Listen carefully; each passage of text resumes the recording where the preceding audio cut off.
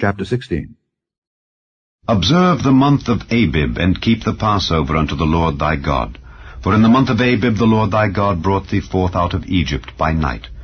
Thou shalt therefore sacrifice the Passover unto the Lord thy God of the flock and the herd, in the place which the Lord shall choose to place his name there.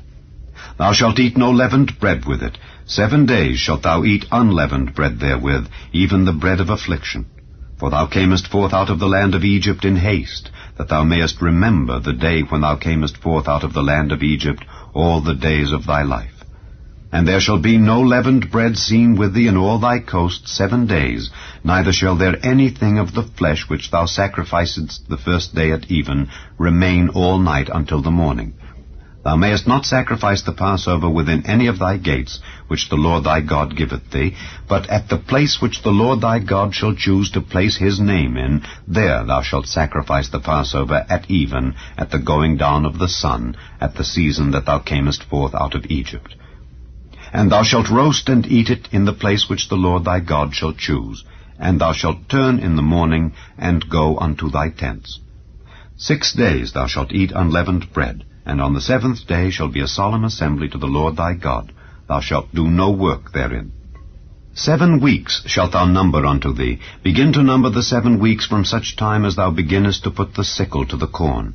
And thou shalt keep the feast of weeks unto the Lord thy God with a tribute of a freewill offering of thine hand, which thou shalt give unto the Lord thy God, according as the Lord thy God hath blessed thee. And thou shalt rejoice before the Lord thy God, thou and thy son and thy daughter, and thy manservant and thy maidservant, and the Levite that is within thy gates, and the stranger and the fatherless and the widow that are among you, in the place which the Lord thy God hath chosen to place his name there. And thou shalt remember that thou wast a bondman in Egypt, and thou shalt observe and do these statutes. Thou shalt observe the Feast of Tabernacles 7 days, after that thou hast gathered in thy corn and thy wine. And thou shalt rejoice in thy feast, thou and thy son and thy daughter, and thy manservant and thy maidservant, and the Levite, the stranger, and the fatherless, and the widow that are within thy gates.